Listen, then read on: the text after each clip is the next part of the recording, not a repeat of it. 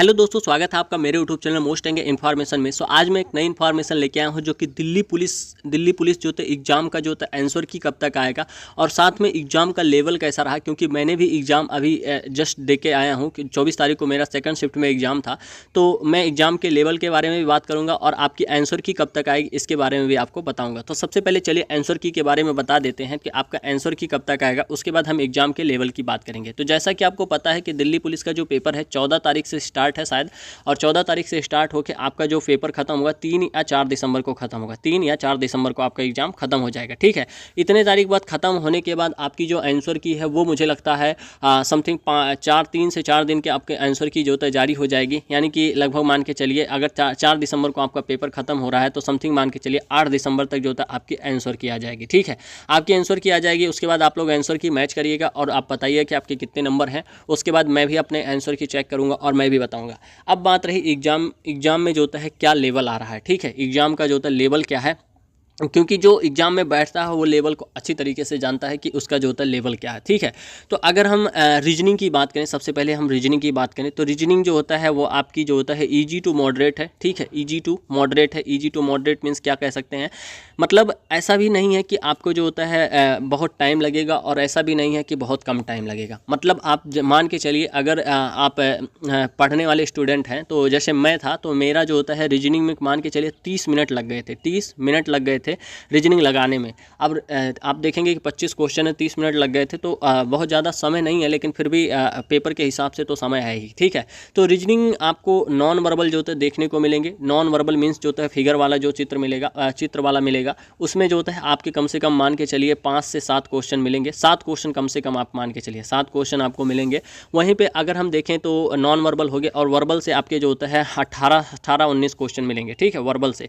ठीक है, वर्बल से आपके 18-19 क्वेश्चन मिलेंगे और जिसमें से वर्बल की अगर बात करें तो दो जो होता है चीज़ें मेरे में नहीं देखने को मिली, जिसमें से एक जो होता है मेन होता है एक ब्लड रिलेशन का हो गया, ब्लड रिलेशन का हो गया, और ब्लड रिलेशन के बाद एक हो गया डायरेक्शन का। तो ये सभी क्वेश्चन जो है मेरे में नहीं देखने को मिले। कैलेंडर घड़ी भी नहीं है। ठीक है, कैलेंडर घड़ी ये सभी तो आ ही नहीं रहा है। ठीक है, तो वैसे नॉर्मल जो है कोडिंग डिकोडिंग हो गया, उसके बाद जो होता है एक समुच्चय सेट वाला हो गया, सेट हो गया, ये सभी जो होते हैं क्वेश्चन आ रहे हैं। तो अगर कोई पढ़ने वाला स्टूडेंट है तो मुझे लगता है समथिंग मान के चलिए यानी कि होता है रीजनिंग में जो होता है 23 से 24 क्वेश्चन जो होता है सही कर लेगा। ठीक है, 23 से 24 क्वेश्चन उसके करने लायक है और आराम से 23 से 24 क्वेश्चन वो कर सकता है। ठीक है, तो ये तो रही रीजनिंग की बात। अब रीजनिंग के बाद आते हैं मैथ पे। ठीक है, तो मैथ की अगर हम बात करें तो मैथ में कैसे क्वेश्चन आ रहे हैं, तो मैथ जो है आपका ईजी टू मॉडरेट ये भी है। ठीक है, इसका लेवल भी डाउन ही है, लेकिन जो पढ़ा होगा उनके लिए ही डाउन है। ठीक है, तो इसके लेवल की अगर हम बात करें तो मैथ जो है आपके यानी कि होता है अगर हम देखें तो मेंसुरेशन से आपके जो होता है 2 क्वेश्चन आ रहे हैं। मेंसुरेशन से जो होता है 2 क्वेश्चन आ रहे हैं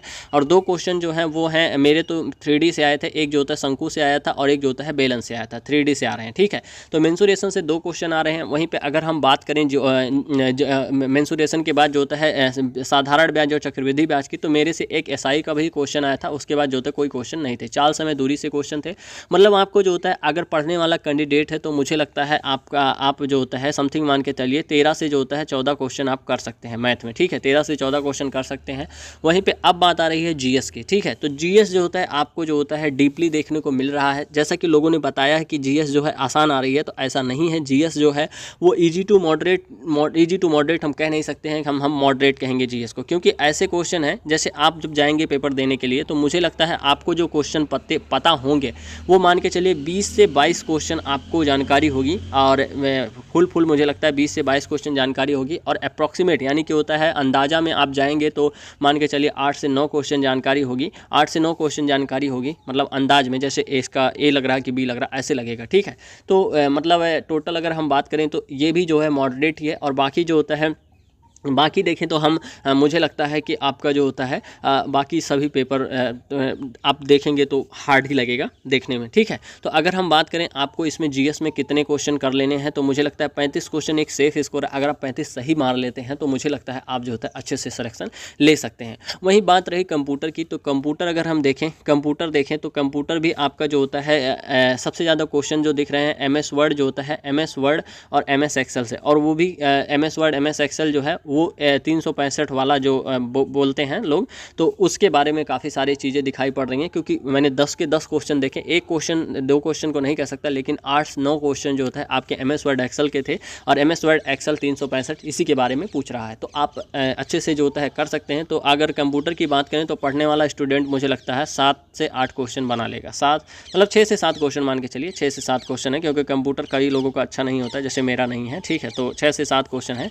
तो टोटल अगर हम बात करें तो जो होता है 35 अगर GS में आपका बन गया, अगर 13 जो होता है आपका जो होता है मैथ में बन गया, अगर 24 जो होता है 23 मान के चलिए आपका रीजनिंग में बन गया, वहीं पे जो होता है आपके 6 क्वेश्चन बन गए उसमें कंप्यूटर में बन गए। तो 6 3 9, 9 3 12, 12 5 17 हो गया, 2 1 3 3 6 और 6 6 1 7, मतलब 77 क्वेश्चन अगर आपके बन रहे हैं तो मुझे लगता है एक बेस्ट स्कोर है आपको जो होता है सिलेक्शन लेने के लिए, ठीक है।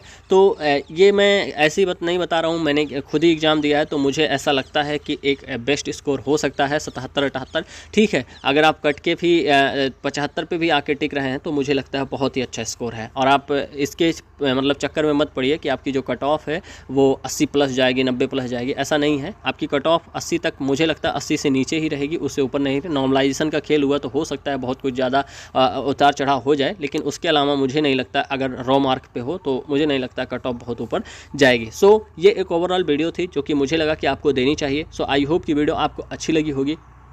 तो अगर वीडियो अच्छी लगे तो वीडियो लाइक करना, शेयर करना, सब्सक्राइब करना। मिलते हैं नेक्स्ट वीडियो में। धन्यवाद, नमस्कार, जय हिंद।